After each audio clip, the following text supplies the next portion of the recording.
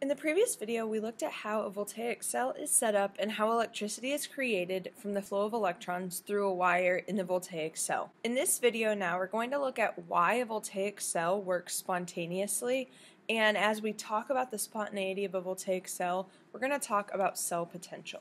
And this is section 20.4 in your book, so you can definitely take a look at the section, look at practice problems, look at figures. That way you make sure you've really got everything you need. So electrons transfer spontaneously in a voltaic cell. But why? Why do they transfer spontaneously? Well, let's think about a waterfall. Water only spontaneously flows one way. It only flows from the top to the bottom. Can you imagine going to Niagara Falls and seeing the water flowing from the base all the way up to the top? That would look kind of weird. So water only spontaneously falls from the top to the bottom in a waterfall. Similarly, electrons only flow spontaneously one way in a redox reaction, and they go from higher potential to lower potential. So what this means is they go from the anode, which is very likely to be oxidized, to the cathode, which is very likely to be reduced. This potential difference between the anode and cathode is called the electromotive force, or the cell potential. And what we're going to do is we're going to focus on the cell potential. So cell potential is simply the pull of electrons as they travel through the wire. It's the potential of the cell to do work on its surroundings by pulling the current through a wire, but really the potential is just the pull of electrons as it goes from the anode to the cathode. It's the potential that is needed to create electricity. Cell potential actually depends on three things. It depends on the concentration of the solutions, it depends on the pressure of any gases, and it depends on temperature. Now, cell potential itself is measured in volts. So that's why sometimes we call it voltage. We have volts, capital V. 1 volt is actually equal to 1 joule, remember joule is energy, per coulomb of charge. So the capital C, that's coulomb. 1 volt is the potential that's required to add 1 joule of energy to 1 coulomb of charge. Basically, this is a ratio. 1 joule per 1 coulomb of charge is equal to 1 volt. The charge of an electron in coulombs is actually on the equation sheet. And then when we want to measure cell potential, we actually use a voltmeter. So the voltmeter was actually in the voltaic cells as we were drawing it, but the voltmeter measures the electrical potential. Typically we use digital. So to compare cells, a set of standard state conditions is defined. So when we want standard state, that means all solutions are 1 molar, all gases have a pressure of 1 atm, and the temperature is 25 degrees Celsius. The other important condition is that any solids or liquids must be pure. So solids or liquids, notice this does not say aqueous. Solids or liquids must be pure. And we're going to look at what happens when we change these set of standard conditions later. But for now, you just need to know what it means to be at standard conditions, which you already have known. And just remember, if you are at standard conditions, you see the little naught symbol, right? The little degree sign, that's the naught symbol. That tells you that you're at standard conditions. So standard cell potential is just the cell potential at standard conditions. Okay, so this, again, it measures the driving force of the reaction, and cell potential can be given as E naught, okay, or capital E or EMF. Typically, you're going to see it represented E naught, but it's also going to say cell. So that is the standard cell potential, and EMF is electromotive force. The standard cell potential also can be called voltage. So if it says calculate the voltage, that's asking for standard cell potential. Each half reaction actually has its own cell potential, and we're going to look at how each potential is measured against a standard and what that standard is. The cell potential of any voltaic cell, the overall cell potential of any voltaic cell is always positive. So the larger the difference between the half reactions, so the larger the difference between the oxidizing and reducing half reactions, the larger the cell potential. And the larger the cell potential, the more spontaneous it will be. So as we look at calculating cell potential, so we looked at what it was, now we're going to actually look at how to calculate it. You have a reduction potential chart. This is Appendix E in your textbook, and I also gave you Appendix E in the notes. So this is a table of reduction potentials. Okay, reduction. So the E naught for the reduction of hydrogen, that's your standard. That's assigned a value of 0. So hydrogen is your standard. This is simply a reference point that's just used to calibrate all other potentials of every other half reaction. So the more negative the value, the less likely the reaction will happen. So I'll say that again. The more negative the value, the less likely the reaction will happen. The more positive the value, the more likely the reaction will be reduced, because these are reduction potentials. So the more positive the value, the more likely it is to be reduced. So here is one reduction potential chart, and what I did is I also labeled. So notice at the top, fluorine has a very high reduction potential because fluorine wants to act as F-. It's very electronegative, so it wants to gain the electron. So fluorine is very, very likely to be reduced, which means it's your best oxidizing agents. And then down at the very bottom, lithium has a very negative reduction potential. It does not want to be reduced. It wants to stay as Li+. So this is going to be more likely to be oxidized, and these are going to be your best reducing agents. Okay, now notice this chart compared to the one that you have in the notes.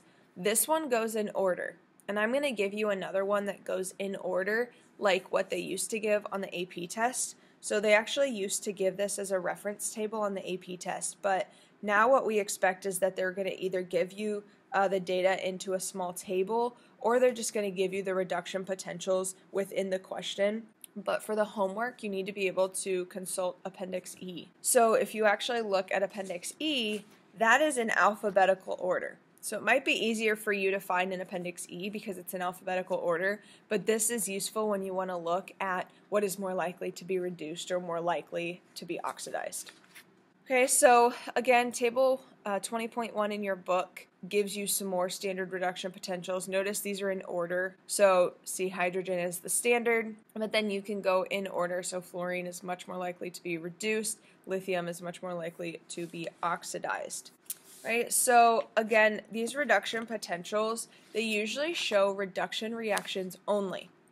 If we want something to be oxidized, we reverse the sign of the E0 because we have to reverse the reaction. So kind of like Hess's law. If you need to flip the reaction to be oxidized, you flip the sign of E. So a larger positive reduction potential means that it's going to be easily reduced, which means it's a strong oxidizing agent. Typically, your nonmetals are going to be the ones that want to be reduced. A larger negative reduction potential means that it wants to be oxidized. They are strong reducing agents. These are typically your metals. And we're going to look at calculating and how we flip everything. But again, the strongest oxidizing agents have the most positive reduction potential. The strongest reducing agents have the most negative reduction potential. So when we want to calculate E0 for a reaction, so now we looked at all the conceptual information. Now we're going to look at how we actually calculate E0. So E0, again, is standard cell potential. Well, this is the equation we're going to use. E0 overall, okay, or E0 of cell, okay, that could be the same thing, equals the reduction cell potential plus the oxidation cell potential. If E0 of the cell has a positive sign for the overall reaction, then it's spontaneous. This is why I said the E, the cell potential for a voltaic cell, should always be positive, because voltaic cells are always spontaneous. If E0 is negative, then the reaction is not spontaneous, but it will be spontaneous in the opposite direction. And the greater the difference between the two, so the greater the difference between reduction and oxidation, the greater the voltage of the cell. So because cell potential is based on energy per charge, it's actually an intensive property. So that means it does not depend on the amount of substance that you have. It depends on, let's say, the ion or the atom itself. So the cell potential for zinc will always be the same. The cell potential for hydrogen will always be 0, whether you have 1 ion or 10 ions. It's a ratio. So just a quick example before we get into calculating. So are the following spontaneous? So you have copper being oxidized, silver being reduced, and it tells us that E0 is 0.46. So the overall cell potential is 0.46. Is this spontaneous? Why? E is positive. It is spontaneous. For the second one, okay, we have iron reducing, the chloride ion oxidizing. E naught is negative 0.59. Is this spontaneous? No, it's negative. So if you need extra practice with looking at spontaneity, the chemistry department at Purdue has a lot of great tutorials, and so I've given you the website here, and the website is also on the class webpage under the electrochemistry folder, so you can actually go to this as well.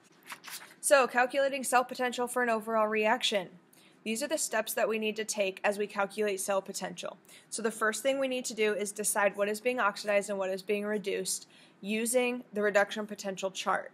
Now, if you're already given the reaction, then you can already look and tell what is oxidized and what is reduced. We don't have to use the reduction table yet.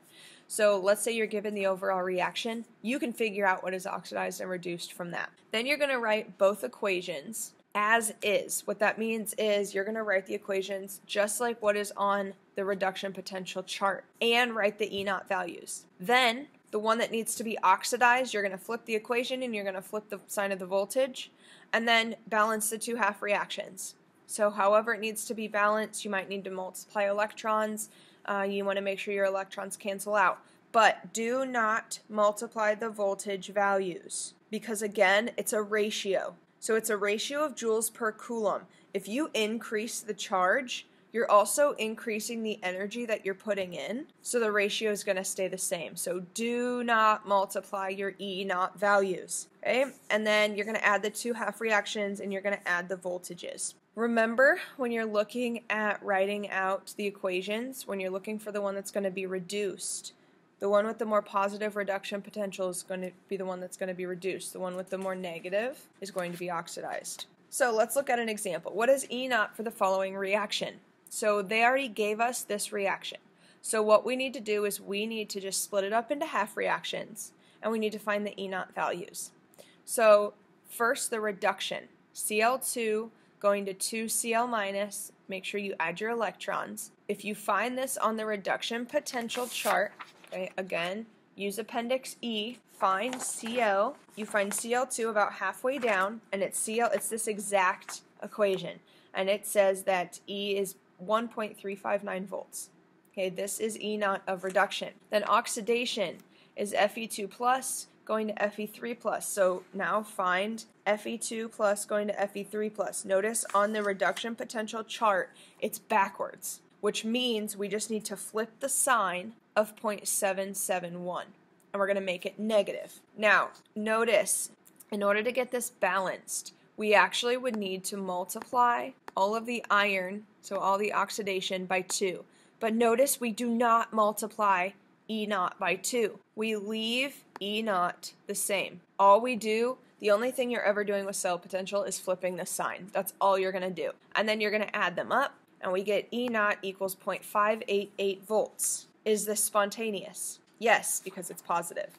Right? So again, notice that the number of electrons in each of the half reactions were not equal. Okay? The units for cell potential are volts, not volts per mole or not volts per electron. It's just volts. So if we have to multiply a half reaction to balance electrons, we do not multiply the cell potential. You get it? We don't multiply E. We only change the sign. Okay, so here's another worked example. So use the standard state reduction potentials, that means use the reduction chart, for copper and copper 2 plus and Zn and Zn2 plus half cells to predict the overall cell potential. So the first thing we need to do is start with an equation. What we have to figure out though is which of these is going to be oxidized and which is going to be reduced. So let's look at this reduction potential table. So here we are at the reduction potential table, and we have copper highlighted and zinc highlighted. Notice that copper is more positive, so copper is going to be the one that's going to be reduced, and we're going to flip the sign and flip the reaction of zinc, and that's the one that's going to be oxidized. So then we can actually start with an equation. We have zinc going to zinc 2 plus, that's the one we had to flip, copper 2 plus being reduced to copper solid. Zinc is the stronger reducing agent. It's more likely to be oxidized. Copper 2 plus is the oxidizing agent because it's more likely to be reduced. So then what we need to do is we need to look at what is happening at each of the electrodes. Well, copper is going from Cu2 plus to Cu. You find the reduction potential directly from Appendix E, which is 0.337 volts. Because this is being reduced, we're writing the reduction potential exactly like it is on the chart. And then at the anode, we have oxidation occurring. Well, because we have to flip the reaction, we're also going to flip the sign of the oxidation cell potential, which is 0.763. And then the overall cell potential is found by adding the potentials of the half cells. So we take E reduction plus E oxidation, and we get the overall equation. Notice how charge is still balanced on both sides, and we get E naught of the cell equal to 1.100 volts. Is this spontaneous? Yes, because E naught is positive. So that was the worked example. We're going to do more examples in class, but if you need another step-by-step example, again, look at 20.4 in your book, because that will lead you through more practice problems.